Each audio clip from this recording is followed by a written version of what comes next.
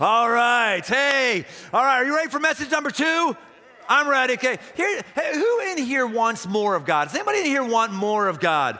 Well, whatever you think of God, even if you don't feel God, don't believe God that much, we probably want that to some degree or you wouldn't be in here. Anybody who's been here, who's known God for quite some time, we're here today because we want more of God. There's a story in the Bible that has been marinating in my mind for months and months and months and months. I've shared it with some friends of mine, and I want to share it with you today on a broader audience. It's 3 questions. This comes straight out of the classic Bible story. 3 questions to help us get closer to God. If you ask these questions of yourself, I'm telling you right now, you will get closer to God. The story hero that we're looking at today is David. David was one of the great kings of Israel, the second king of Israel. He's known as a man after God's own heart. Even though he has a number of problems that happen in his life, he brings it around and comes back to God. And early in his life, he's from David and Goliath fame. Most of us have heard that story. He climbs the ranks of Israel after he takes down a giant. As an amazing warrior, people want him to be king, basically, or exalted. He doesn't want that in that timing. Saul, the current king, is upset with David. He's threatened by him. He's intimidated by him. He tries to kill David. David could have killed Saul, but he wants to respect the office in Saul, and he never does. Finally, Saul does die. His last battle, he dies. And then David is coronated and ascends to be the king. Now, think about your life. Is there any job you would love to have right now?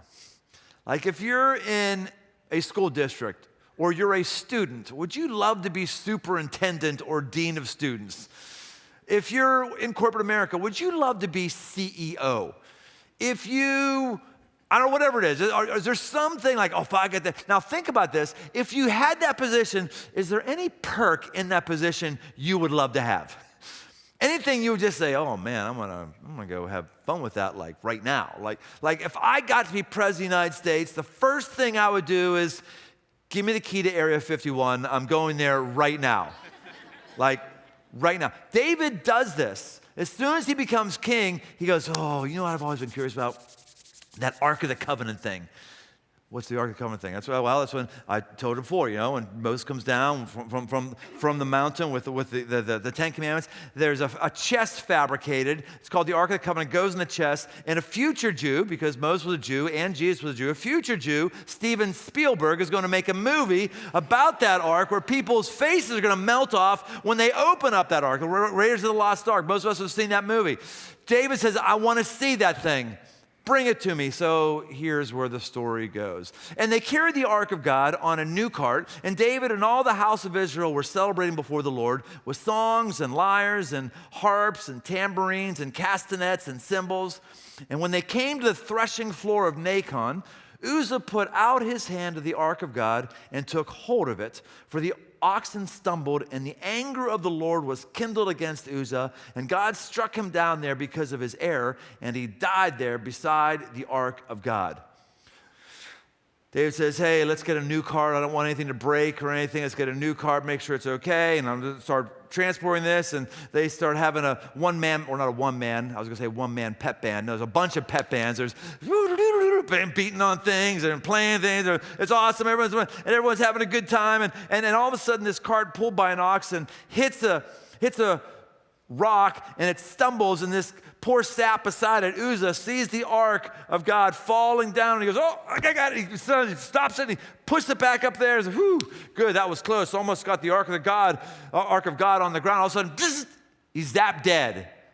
He dies. God actually kills him right then and there. David has a problem with this. He's got a huge problem with this. Actually, let's read what happens next. And David was angry because the Lord had broken out against Uzzah, and that place is called Perez Uzzah to this day. And David was afraid of the Lord that day. And he said, how can the ark of the Lord come to me? So David was not willing to take the ark of the Lord into the city of David, but David took it aside to the house of Obed-Edom, the Gittite. First question David asks himself, and we should all ask ourselves this regularly, is, am I being sloppy with anything? Am I being sloppy? David is angry. Why is he initially angry? He's angry because what in the world, God? He's trying to keep, the poor guy Uzzah is trying to keep the ark from hitting the ground. He's angry, and then all of a sudden it says, the very next verse it says, and then he was frightened. Wait, why angry? Why frightened? I believe the gap between those two verses is that David realizes after he's angry, oh no, I just touched my face again. Oh no. Saul, previous king, got disqualified from being king when he took on the priestly role of sacrificing, and he didn't stay within his lane of being king. One of the main things that Saul did that was not good. Saul, the Old Testament character. I think David all of a sudden goes, oh my goodness, what have I done? What have I done? I had this ark on a cart, but it was supposed to be carried by priests. It's supposed to be carried by priests who have acacia poles who are carrying it. And David realized, oh no, I've messed up. I did like something Saul would do. I just got sloppy and I started doing something immediately. And he's, oh no, is this it? Is my run done right now? Fortunately, his run isn't done for a variety of reasons. We'll see one in just a moment. But this is important, friends. We have to ask this, is there anything I'm sloppy with? I've changed some stuff about how I'm managing some of the staff because I'm just getting a little sloppy. You know, the weight of my words with somebody who's been working with me for 15 years is one thing, but the weight of my words when somebody is maybe 24 and they're newer, and like, you know, I'm the guy who started the church and everything, I did words that I think are innocent can be crushing or that kind of stuff. Just a little sloppy. Things need to be tightened up a little bit. Things Lib and I are doing together. I mean, maybe binging a little too much Netflix instead of actually talking. Maybe getting a little sloppy. My times with God. You know, I have to ask myself, okay, am I in a good rhythm here?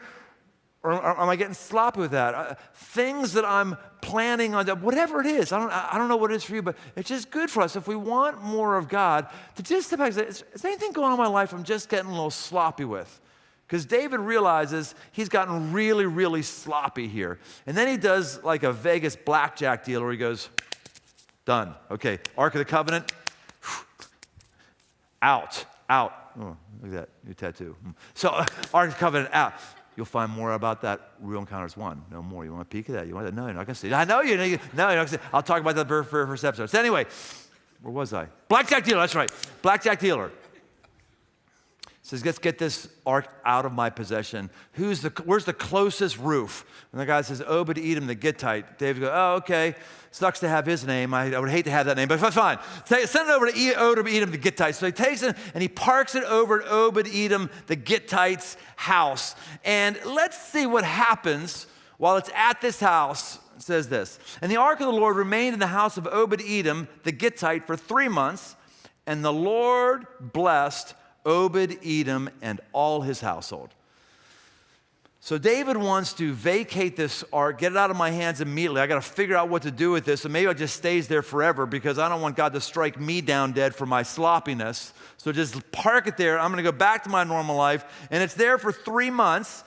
And it says, God blessed Obed-Edom and all his household. Now, there's some things in the Bible that I believe are intentionally nebulous. We don't know exactly what's happening, and that's intentional. Sometimes it's intentional because there's a mystery to your faith. You can't explain your faith. You can't fully defend your faith. There's a mystery to it, and the Bible speaks of that. Sometimes the nebulousness is there so that everybody can get something out of it. In the New Testament, the Apostle Paul, who wrote much of the New Testament, most of the New Testament, he talks about a thorn of the flesh. He says, a thorn of the flesh was tormenting me, and I prayed for it to leave, but I learned that I am sufficient in his grace, is basically what he says. I've got this thorn in the flesh, and he's learning to understand God's grace while he has this thing in his life he doesn't want. We don't know what this thorn is. It's not a literal thorn sticking in him. There's some problem he can't get over. Some people believe it was his bad eyesight, because he says in the end of one of his letters, I'm writing this with my own hand, as in, it's tough for me to see and write because I have bad eyesight. But it doesn't say that's what it is or not. Fortunately, that means all of us can relate to that verse about asking God to take away our thorn and finding that his grace must be sufficient for me, because everybody in here has a thorn. Everybody in here has something that you just can't get gone from your life. Everybody has something in here that just persists and you just can't get over it. Everybody has something in here that's just a prick in your life. Like, one of my thorns is my back. My back feels great right now, and all of a sudden at the worst opportune time, just clench up, and I'm hurting. It's a thorn. Some of us have thorns that are memories of something that happened to us in high school, and we just can't counsel our way out of it.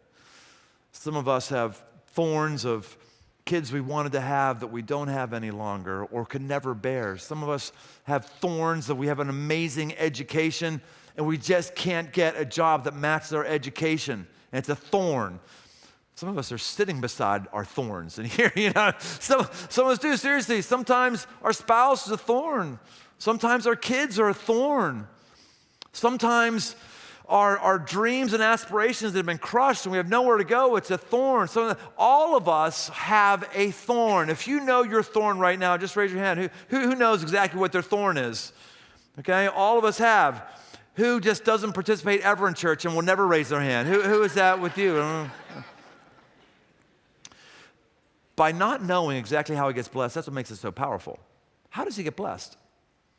We don't know. Let's just brainstorm for a little bit. Maybe he's got a massive wart on the end of his nose that drops off instantaneously. Huh?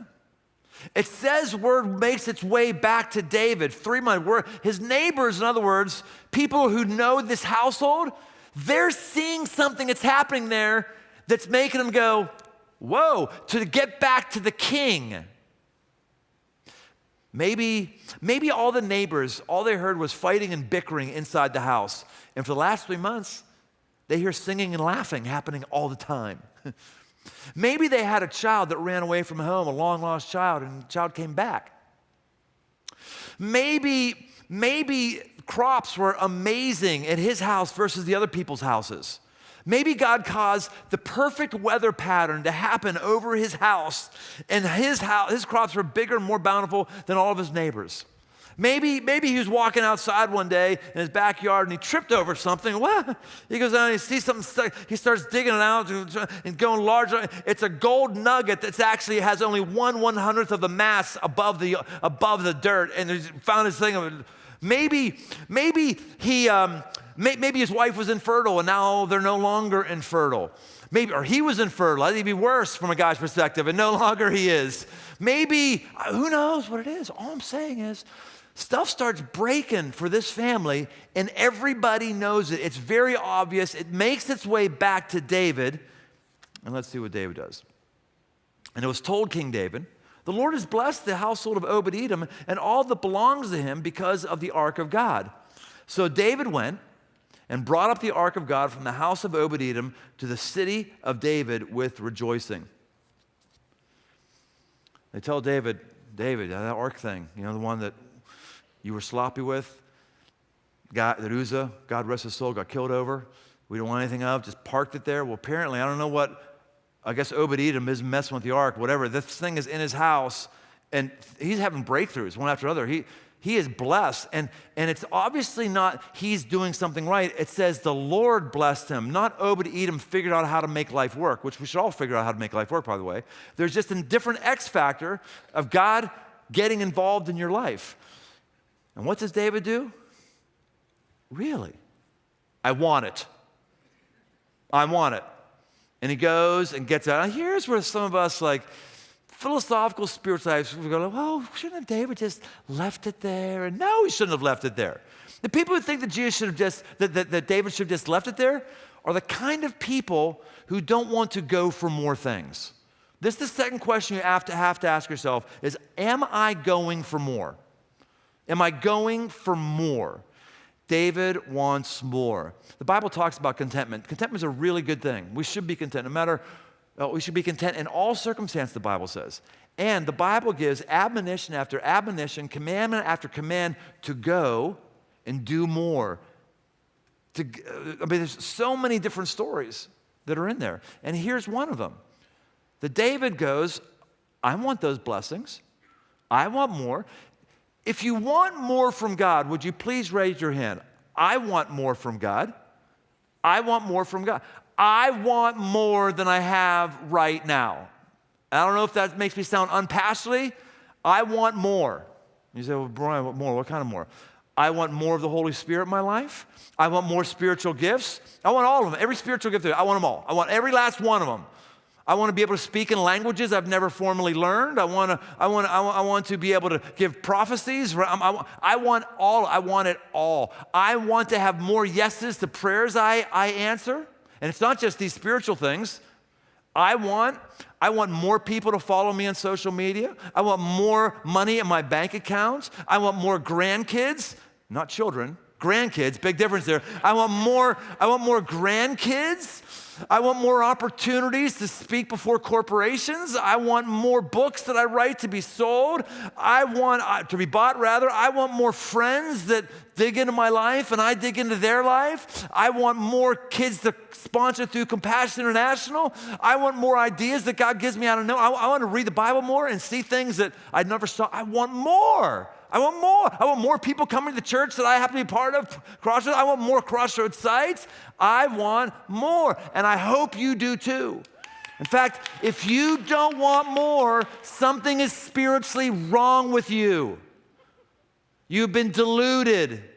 You need to want anything and everything God could possibly pour into your life and to fully enjoy and experience this life for the purposes that He has put you on this planet for. Now, there is a thing going on with other people. Before we get there, that's really the third question. There is just something inside of you that you've got to want more. And if you don't want more, stop being upset with where your life is, or stop wondering why in the world that these things aren't happening for me like they're happening for others. You've got to, and David wants it. He goes and he gets this, and when he goes and does it, he puts a lot of planning and time into this. Here, let's see what happens. Actually, even before I say this, David, here's the first question, that's a sermon. If you've been to church any length of time, you've heard that sermon. It's the sermon of, oh no, don't be sloppy, do the right spiritual things. But no one ever tells this sermon in church. This sermon, it's the rest of the story that you need to want more. When you've heard David killing Goliath, you've never probably ever heard this really weird verse right before David goes and kills him. Here's what it says. David asked the soldier standing by him, what will be done for the person who kills that Philistine over there and removes this insult from Israel? Who is this uncircumcised Philistine anyway, that he can get away with insulting the army of the living God? So David says, I don't like that we've got a person outside of the faith who's insulting God. And by the way, what do I get? Because he knows he can do this. He's killed bears, he's killed lions. He says this with his slingshot. I got this, but I want more than I have right now. What is the reward for the man who takes him down? We gloss over that because for some reason we believe that the closer I get to God, the less hungry I should be. No, no, no. The closer you get to God, the hungrier you should be. The closer you get to God, the more of Him you should sense and the more of Him you should want. So here's what David does in this situation. And when those who bore the ark of the Lord had gone 6 steps, he sacrificed an ox and a fattened animal. And David danced before the Lord with all his might. And when David had finished offering the burnt offerings and the peace offerings, he blessed the people in the name of the Lord of hosts and distributed among all the people, the whole multitude of Israel, both men and women, a cake of bread, a portion of meat, and a cake of raisins to each one. David goes the other extreme. He's sloppy in the first time. He's not transporting right. This time he's like, okay, I got to get this right. Let's get the priests out. Let's do all this right. He gets them doing their deal. In fact, he goes overboard. He says, okay, here's what we do, folks. Every 6 steps, we're going to stop and have a worship service. Every 6 steps. Why every 6 steps? I don't know. Maybe he's thinking to himself, how can I get this one right? Because I really want the blessing of God in my life. Well, God created the earth in 6 days and rested on the 7th. So how about I have people take 6 steps and we stop and we have worship service, and I'm going to personally fund the sacrifices. He gets these cows and stuff and he slaughters them. Now, I don't know exactly how far it is from where he's going, the city of David, which is a small city right outside the city of Jerusalem. I don't know how far it is from there to where Obed-Edom the Gittite's house is. I don't know, a mile, 10 miles, 20 miles, half mile. I'm not really sure. We're not really sure. But here's what I'm sure of. Every 6 steps, David is invested in getting the blessings of God. He is in. He's like, I'm going to please God with this, and I'm just going to get on his bed. And then on top of that, he's not going to have it stay with himself. He plans out a massive party for everybody in the city. Everyone gets a portion of meat, portion of bread, and raisin cakes. Raisin cakes would be the equivalent of double chocolate cake, fat wrap around your hips cake today. It was a delicacy. It was just purely for pleasure, delicacy. David can't go to Dunkin' Donuts the morning of to get this done, right? He's got to plan this out. So before he goes, it's not an instinctive thing. I go get that hard. He's planned this out because he wants to do this right. And everybody that he can see or can see him, everybody gets blessed. The third question is, am I a source of blessing to others? David is a source of blessing to others. He wants more, and he wants other people to have more around him. When people around me, are they getting more encouragement than if they were around somebody else or the version of me from 2 years ago? Are people getting wisdom? Are they blessed by wisdom around me? When I'm having lunch, am I picking up the check if I can afford it and blessing them that way? Are there children in Compassion International or other organizations that are getting fed because I'm a blessing to them? Is there wisdom I'm bringing to a meeting at work? Is there encouragement I'm bringing to my boss, the people who work for me? Am I a blessing to people who are around me? These are the people who get more from God. Those of us who are not sloppy, those of us who go for more, and those of us who are blessing to others. Friends, I'm telling you right now, you do these things, your awareness of God is going to skyrocket, and your life will as well. God, thank you for giving us truth that comes from your word and truth that just works. Help us to make the right application to our life, and help us to be a blessing to those around us and to sense you in the ways that we want to sense you and you want to be felt. And I pray these things according to the character and name of Jesus. Amen.